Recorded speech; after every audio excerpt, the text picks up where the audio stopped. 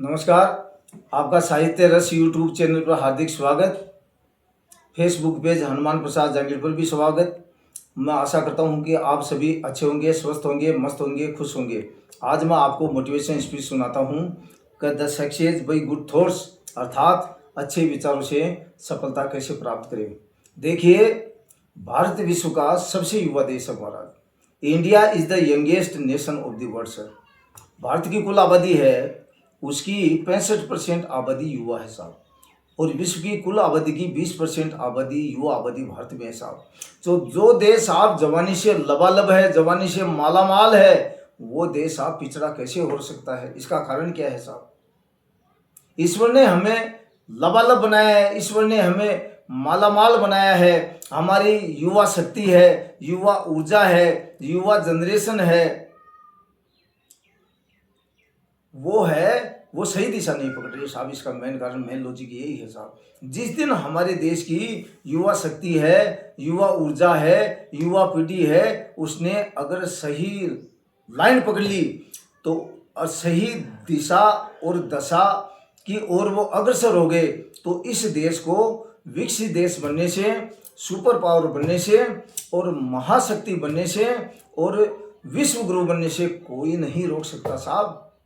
इसलिए हम सभी का दायित्व बनता है कि हमारी जो युवा जनरेशन है, युवा शक्ति है, युवा पीढ़ी है, युवा ऊर्जा है, उसको हम साहब सही लाइन पकड़ाएं साहब। और जिस दिन हम लोग ऐसा करने में सक्षम हो गए, उस दिन हमारे देश को विकसित देश बनने से, सुपर पावर बनने से और शक्ति बनने से कोई नहीं रोक सकता साहब। Nobody, if we are able to build over a young generation to be superpower country, a developed country, and Vishwa Guru also, then nobody can prevent us for doing so, sir. और ये एक दिन अवश्य होगा, जिस दिन हमारे युवा वर्ग ने सही राह पकड़ ली, तो हमारा देश है वो विश्व के विकसित राष्ट्रों की श्रेणी में ऑटोमेटिक खड़ा हो जाएगा, सुपर पावर बन जाएगा साहब, विश्व गुरु बन जाएगा। अब साहब मैं आपको बताना चाहता हूं कि संकल्प से सफलता कैसे प्राप्त की जाए साहब। ये विचार और विचारों की दुनिया साहब। आपके शब्दों में बहुत बड़ी ताकत होती है साहब। शब्द आपके व्यक्तित्व के प्रतीक होते हैं साहब। किसी बड़े इतिहासकार ने बहुत ही शानदार बात कही है, the history of the humankind is the history of thoughts. मानव जाति का इतिहास है वो विचारों का इतिहास है साहब। एक अच्छा विचार आया, उस पर कुछ मनन हुआ, मनन करते करते कुछ संकल्प बना, संकल्प करते करते उसे क्रियान्वित किया और क्रियान्वित करते करते सफलता मिल गई साहब। तो मन में विचार है, आइडियाज है, वो सतत आते रहने चाहिए साहब, होने चाहिए वो पॉजिटिव दिशा में। सपने आपकी औकात से बड़े होने चाहिए साहब, हमेशा बड़े सपने देखने चाहिए। और उन सपनों को पूरा करने के लिए आपको उस दिशा में in accordance that dreams you have to prepare yourself. Your preparation should be in accordance with that dreams to achieve that dreams into reality sir. उन सपनों को यथार्थ में परिलक्षित करने के लिए, परिवर्तित करने के लिए आपको उसी अनुक्रम में आपको मेहनत करनी होगी साहब। सपने देखने से कुछ नहीं होता। अब्दुल कलाम साहब ने एक बार कहा था कि सपने वो नहीं होते जो हमें सोते हुए आते हैं, बल्कि सपने वो होते हैं जो हमें सोने नहीं देते साहब।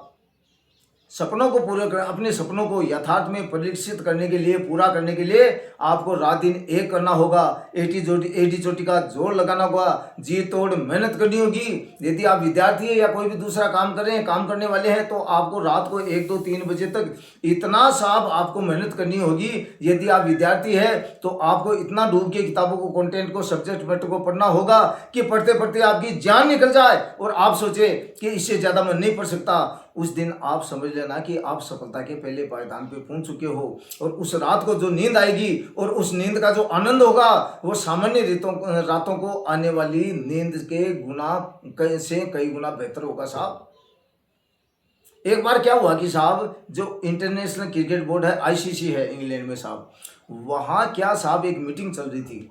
तो उन्हें आईसीसी के जो पदाधिकारी थी उन्होंने सोचा कि फुटबॉल के मैच कराने वालों के पास ज़्यादा पैसा है, जो बोर्ड है उनके पास ज़्यादा पैसा है, और हमारे इंटरनेशनल क्रिकेट कंट्रोल बोर्ड के पास, जबकि क्रिकेट विश्व में सबसे ज़्यादा देखा जाता है, हमारे पास पैसा कम आ रहा है। तो इसके लिए क्या करें, क्या रूपरेखा अपनाएं, इसमें क्या मॉडिफिकेशन करें, अल्ट्रेशन करें।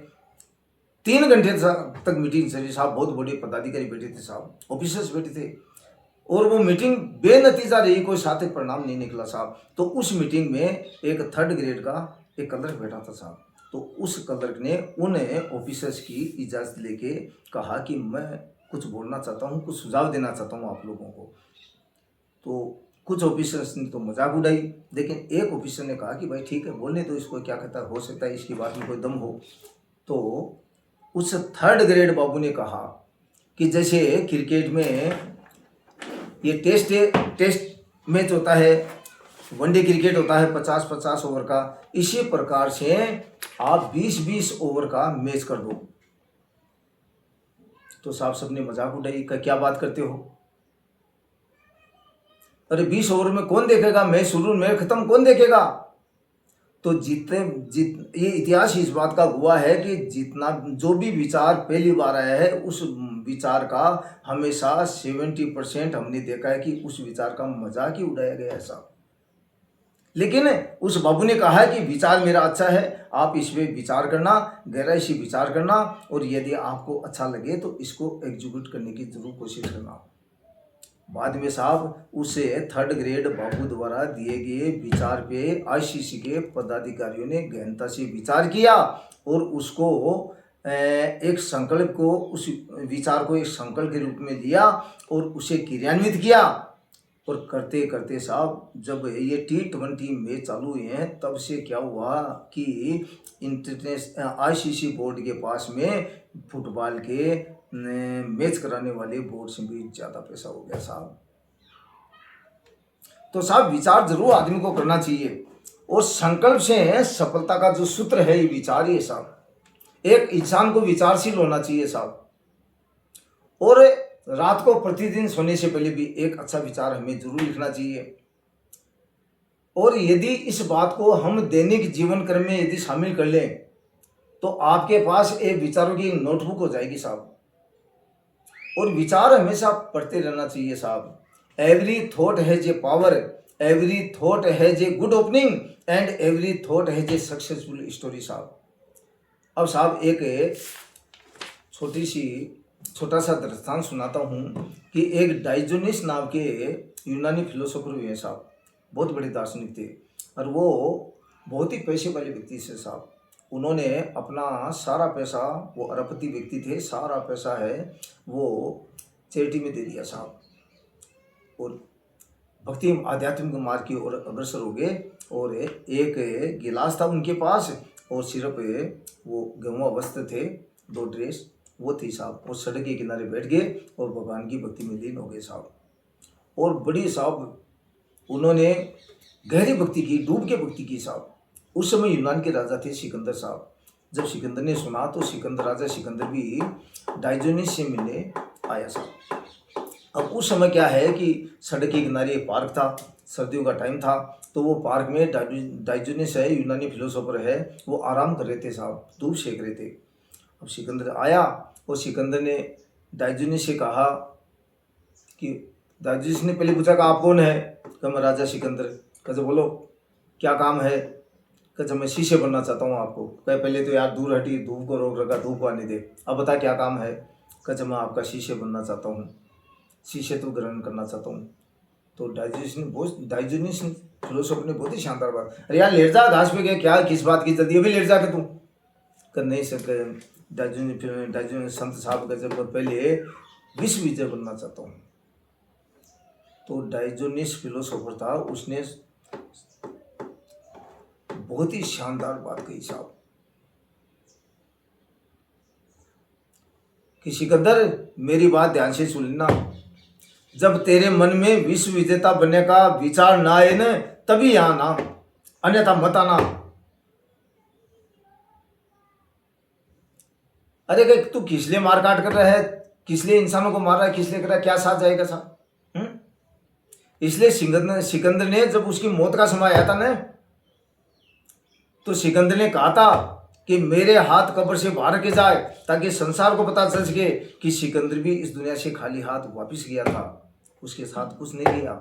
इसलिए इस सिकंदर की और डायोजनीस की जो ये कहानी है, ये प्रसंग है, उससे हमें शिक्षा मिलती है कि हमें सत्कर्म करना चाहिए, ईमानदारी से करना चाहिए, पूर्ण समर्पण, निष्ठा, ईमानदारी, तन्मयता, एकाग्रता, दत्तचित्तता के साथ में अपने कर्तव्य दायित्वों